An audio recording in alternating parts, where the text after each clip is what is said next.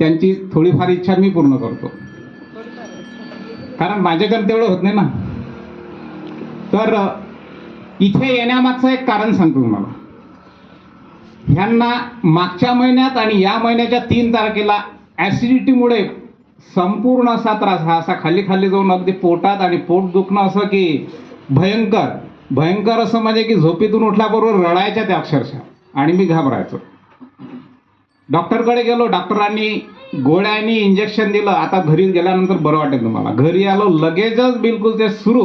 परत डॉक्टरकडे गेलो. डॉक्टर म्हणाले आता सलाईनमध्ये अँटीबायोटिक्स आणि कुठले तरी पेन किलर इंजेक्शन्स. त्या परिणामामुळे ते तात्पुरतं बरं वाटायचं, ते दबायचं फक्त, बसायचं. असं 2दा झालं. तिसऱ्यांदा त्रास होऊ नये म्हणून या महिन्याच्या 7 तारखेला आम्ही अकोल्याला सोनोग्राफी काढायला आलो. काही वेगळं नसावं, मला भलतं नसावं. डॉक्टरांनी सोनोग्राफी वगैरे काढली, काहीच निघालं नाही. यांच्या वहिनी असतात अकोल्याला, ज्या या तपसेवा सुमिरनच्या साधक आहेत, ज्या मॅडमच्या शिष्य आहेत, यांच्या वहिनी. त्यांच्याकडे भेटीला गेलो, सासूबाई वगैरे होत्या. रात्र झाले. त्यांनी आम्हाला 15 ते 20 मिनिटं या तपसेवा सुमिरनबद्दल समजून सांगितलं आणि म्हणाले, भाऊ तुम्ही निश्चितच जा या शिबिराला. आणि अकोल्यात 7:30-8 वाजता निघालो. हवा पाणी गाडी घेऊन घरी 8:30-9ला पोहोचलो, 9च्या दरम्यान. आणि दुसऱ्या दिवसपासून मनामध्ये दोघांचे विचार सुरू. सुट्टीचे दिवस आणि सुरू झाले विचार. जशी 9 आणि 10 तारीख आली तसं मॅडमला मी काल सांगितलं, मनामध्ये अशी इतकी इच्छा की जसे लहान मुलं मामाकडे मावशीकडे जातात की नाही, की मला आता तिथे जावं लागेल लग्नाला, नवीन कपडे भेटतील, काहीतरी विशेष होईल, तशी आम्हा दोघांना उत्सुकता लागली होती. काहीतरी शिबिरामध्ये आपल्याला चांगलंच भेटते. आणि ती जी उत्सुकता होती, तो जो आनंद होता इथे, तो कायम राहिला, त्याच्यापेक्षा जास्तच भेटलं. मॅडमनी, गीता मॅडमनी आणि जया मॅडमनी पहिल्या दिवशी आम्ही तिथे जे राहिलो ना, शेगाव निवास, आपल्या भक्त निवासमध्ये, तिथून फक्त आम्ही जलप्राशन करून आलो. कुठला एक अन्नाचा कण पण टाकला नाही. जलप्राशन करून आलो आणि इथे सरळ येऊन खुर्चीत बसलो. खुर्ची शितून घेतली, उदाहरणार्थ सांगतो मला, कारण मला आहे 2003 पासून स्पॉन्डायलिसिस. यांना कमरेचा आणि टोंगळ्याचा सोरायसिस जे काय म्हणतो आपण त्याला, सॉरी व्हेरिकोज व्हेन्स, व्हेरिकोज व्हेन्स, ते खाली बसणं फार टाळतोय. पण पहिल्या दिवशी खूप मॅडमनी म्हटलं, गीता मॅडमनी, जया मॅडमनी, खाली बसा, टोंगळे बदलले, म्हणजे गुडघे बदलले आहेत का वगैरे वगैरे, इन्स्ट्रक्शन आम्ही फॉलो काही केलं नाही. पण ते मनाला कुठंतरी भिडलं. संध्याकाळी घरी गेलो विसावावरती, आणि भिडलं ते मनाला कुठंतरी की नाही, आपल्याला आता खालीच बसायचं. दुसऱ्या दिवसपासून अगदी खाली बसायला सुरुवात केली. तर त्या दिवसपासून अगदी खालीच बसणं सुरू केलं. ना कुठला त्रास राहिला, ना काही राहिला. हे विशेष आहे. पण याच्यामध्ये येण्यामागे जे कारण होतं की नाही, ते मनापासून आलं होतं. जसं काल प्रवीण भाऊंना सांगितलं की या साधनेशी 15 वर्ष झाले जुडलेले आहे, परिणाम त्यांना पाहिजे तसा नाही.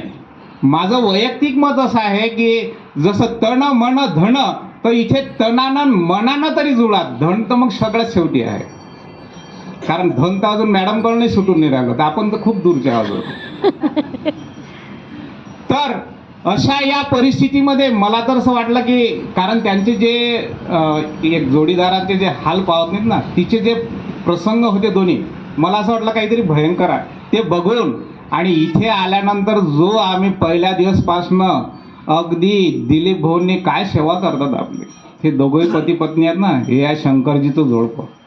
शंकरजी पार्वती माता, हे आता आपल्या माताचं आहे, पण ते खरंच शंकरजी आहेत. अन्नदाता आहेत, आपलं संहरण करतात, संरक्षण करतात. हे सगळं आपल्याला 4 टाइम, घरी आपण इतकं स्वतःची काळजी घेऊ शकत नाही. अरे बारीक चिरणार तर एकच दिवस चिरणार, इथे तर प्रत्येक वेळेस सगळं बघा, टेस्टी बेस्टी अशा प्रकारचं सगळं फूड आहे. आपल्या सगळ्यांच्या आरोग्याची काळजी घेणार. त्या दिवसपासून हा इथचा जो ज्यूस आहार, फल आहार, त्या हिरव्या पानांचा रस मॅडमने सांगितलं की आपल्याला तो त्रास होणे म्हणून त्याच्यासाठी दिलं नाही. आणि अमृत भोजन, दुपारचा 4 वाजता नाश्ता आणि संध्याकाळी 7च्या अगोदर जेवण. घरी इतकं टायमिंग साध्य होत नाही आपल्याच्यानं, म्हणजे माझ्या घरी तरी समजा. तर इतकी काळजी घेणारे इथे दोघंही उभं आहेत. आणि विशेषतः मॅडमच्या समजा 58 पूर्ण झाले, 59 पूर्ण झाले, मॅडम सांगतात त्यांच्यामध्ये काय तो उत्साह, काय ती एनर्जी आणि काय ते सर्वांप्रती प्रेम. तुम्ही उलटी करा की सरकी करा, मॅडम सरळच करणार आहे. इतकी त्यांची भावना, काय सेवाभाव भरभरून जर भरला असेल ना, तर मूर्तिमंत उदाहरण म्हणजे आता आपल्या सगळ्यांच्या मानस गुरुच झाल्या आहेत. आता तुम्ही आपण मानलं नसेल तर मनापासून तर मानलेलंच आहे. औपचारिक तर बाकी असेल, गुरु करतो आपण, जसं की पूजा पाठ करतो आणि मग गुरु झाले, पण मनातून आंतरिक मनातून सगळ्यांनी गुरु मानलेलंच आहे. कारण या 5 दिवसात 4.5 दिवसातच आपल्याला त्या गुरु मानणार, आंतरिक मनानं मानलं आहे, बाह्य मनानं नाही मानलं आहे.